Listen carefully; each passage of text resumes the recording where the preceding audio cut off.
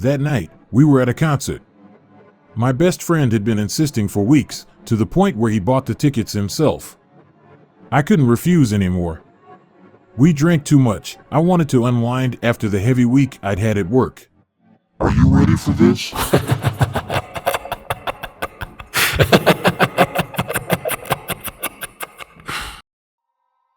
Don't forget the belt. I'm a graphic designer, and that time I had to create proposals for a new advertising campaign for the company. That's what prompted me to accept my best friend's invitation. As usual, my best friend left with a girl he had just met at the concert. They were both quite intoxicated, so they decided to leave the venue and spend the night at a motel. I didn't protest. I wanted to leave too. I was feeling very dizzy, and I didn't want to keep drinking and make myself feel worse. I took out my phone and called an Uber. I had to leave the concert to be able to use my phone properly without the blinding lights and music noise. There I was, waiting for my driver to arrive. I remember several taxi drivers passing by and offering their services, but I declined them all. It was good that there was a lot of people out at this time of night. I wasn't worried about getting robbed or anything. Someone would come to help me, or at least I hoped so. While waiting, I checked my messages. My girlfriend, Clara, had offered to come and pick me up, but I told her I was already waiting for an Uber and not to worry, I would message her as soon as I got home. She insisted, as there had been recent kidnappings in this area of the city. Although, well, they happen everywhere. Again, I turned and looked at the people nearby. There was a gas station in front of me and several cars and motorcycles, so I decided to cross the street and wait for the Uber there.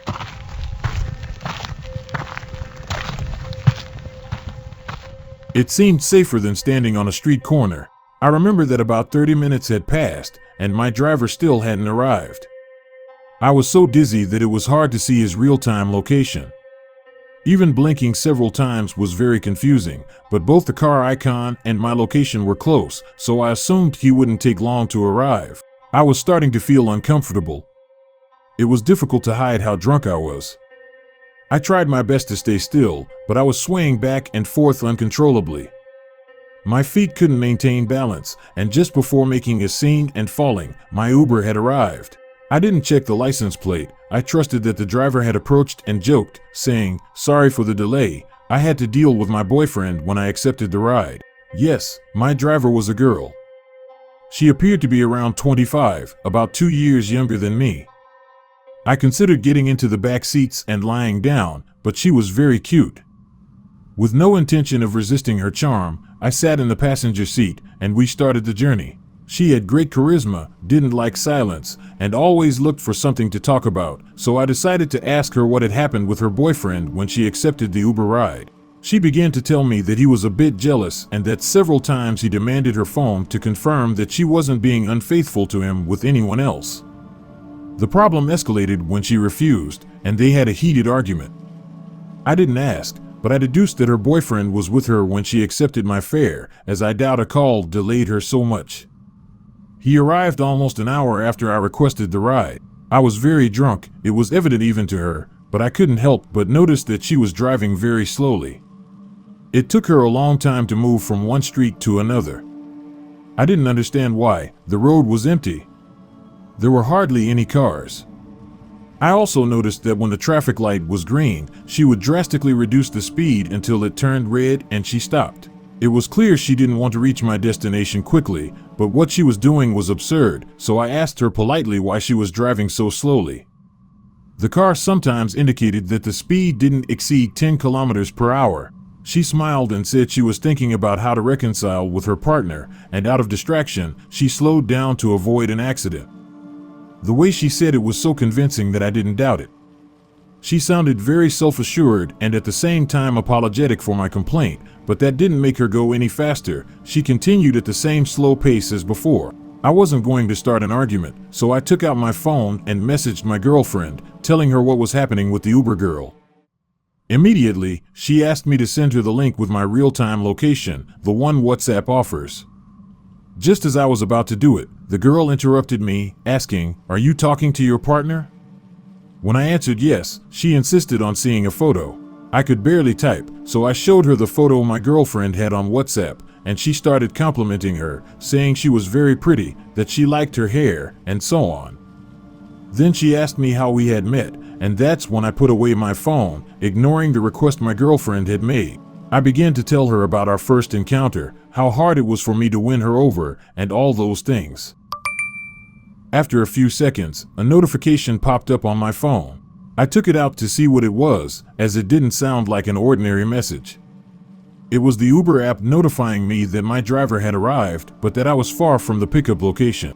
I remember regaining most of my senses upon reading that, but before getting scared or thinking anything else, I decided to ask the girl if her internet was working properly and showed her the notification that the Uber app had sent me. She joked again and told me it must be a mistake, but I didn't remember seeing her use her phone when I got into the car, so I couldn't confirm anything.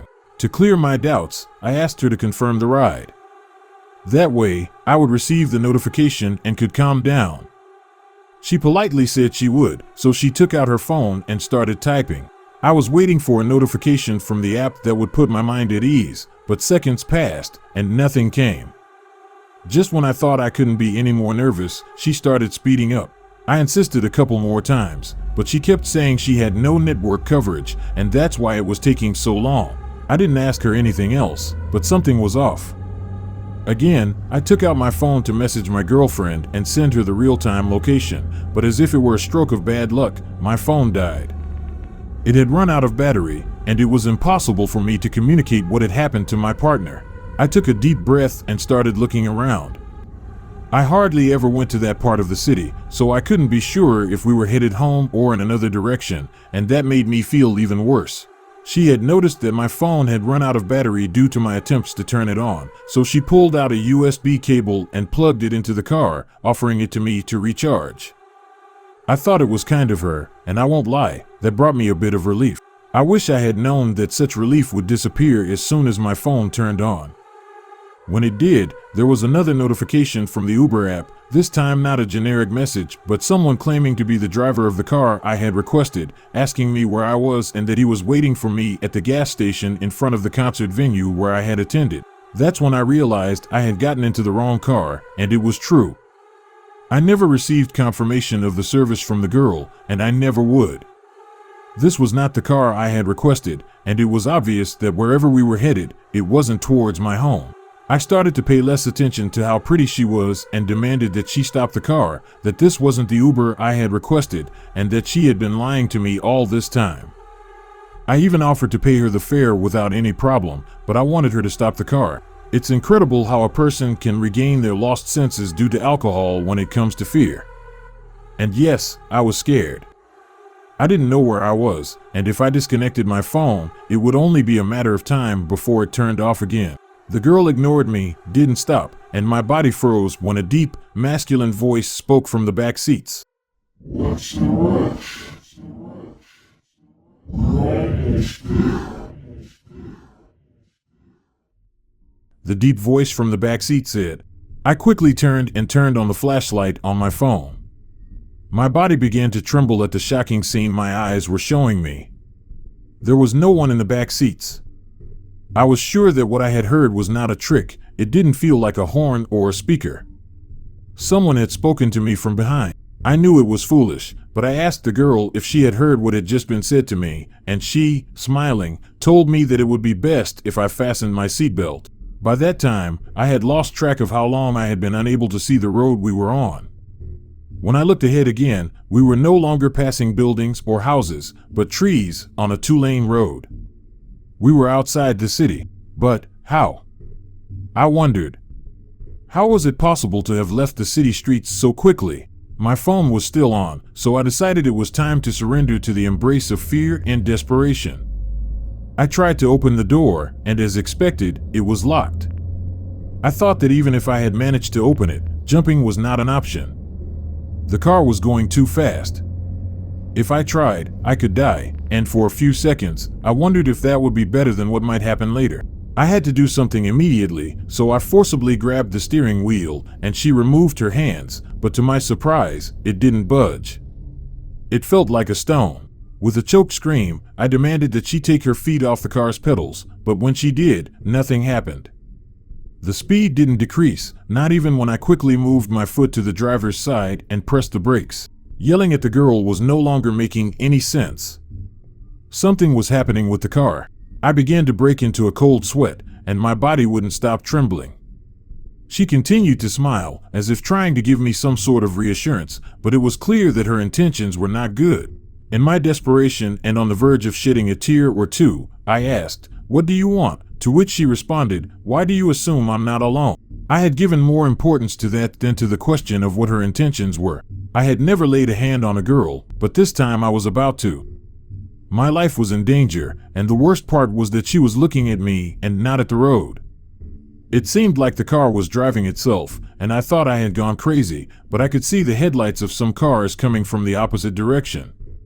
It was happening, it was real, and that was all my mind could think about. Are you not going to fasten your seatbelt? Are you not going to fasten your seatbelt? Once again, I heard the same voice from the back seats.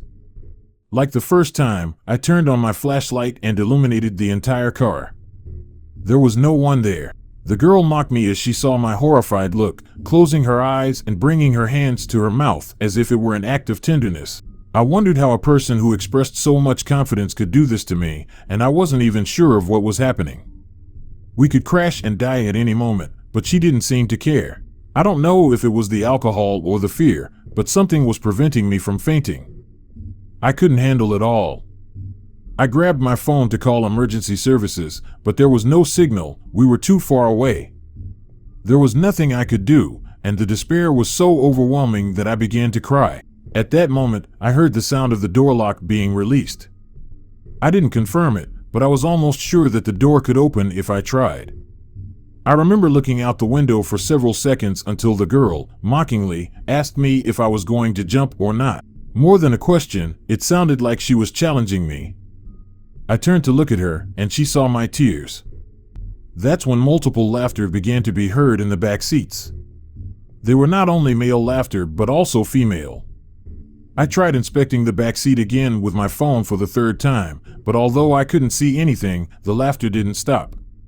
It was impossible to tell where they were coming from, but I could hear them as if those people were right in front of me. When I looked out the window of the door again, insults from those laughter began to be heard. Coward. Scaredy cat. My body no longer responded to me, and I dropped my phone until, amidst all that mockery, I managed to hear. Are you not going to fasten your seatbelt? It was the male voice I had heard the first time. Almost involuntarily, I grabbed the seatbelt and fastened it around my body. Moments after doing so, I felt a strong impact, as if the car had collided with something. That's when I lost consciousness without knowing what had happened, but I remember something. When I fastened my seatbelt, the girl who was driving was no longer there. She had disappeared. I woke up lying on the ground, right in the same place where I had been waiting for my Uber. I got up, and in my hand was my cell phone. My girlfriend had left me many messages, asking why I wasn't responding and if everything was okay. Minutes later, a black Chevrolet parked in front of me, with the windows up. When they rolled down, I saw the same girl I had mistaken for my actual Uber, but this time she wasn't alone. There was a stocky guy with a beard in the passenger seat. In the back seats, there were 3 drunk guys. She politely asked me if the concert had already ended, but I was frozen. I had no strength to respond, and certainly no will. It was an embarrassing moment, and the girl had no choice but to say, "Okay, thanks." I became the target of their mockery, but what made it worse was that before rolling up the windows, the guy in the passenger seat said, "Don't forget to fasten your seatbelt." After saying that, they drove away amidst laughter. Minutes later, another car arrived, matching the description provided by the Uber app. I verified the license plate number, and it was indeed the correct one. The driver was an elderly man, appearing to be around 50 years old. He apologized, saying he was delayed because he hardly knew this part of the city. I got into the car, and immediately, I received the Uber notification, confirming the service and asking if I was already on my way to my destination. I remained silent throughout the journey until I arrived home, and I couldn't even figure out how I managed to fall asleep. The next morning, I was ready to tell my best friend and my girlfriend what had happened, but while scrolling through Facebook, I found the news that a guy had died on the road leaving the city. Apparently, he was drunk and the car crashed into a tree after veering off the road. The curious thing was that there was no driver, and the guy, who was in the passenger seat, wasn't wearing his seatbelt. I could barely share something about what had happened several weeks later. My best friend seemed to have heard the funniest joke in the world when he listened to me, and my girlfriend said that I was only using that as an excuse not to tell what really happened after I left the concert. Not responding to her messages gave strength to her version, but I was sure I had replied to her. I never saw those guys again, and I never returned to that part of the city. And I wouldn't do it for anything in the world. Sometimes, I remember what happened, and I shudder, feeling cold every time the breeze brushes against my skin. I would never tell that story again, and to this day, I remember it as if it had happened just hours ago. Story written for Dark Secret by Johnny.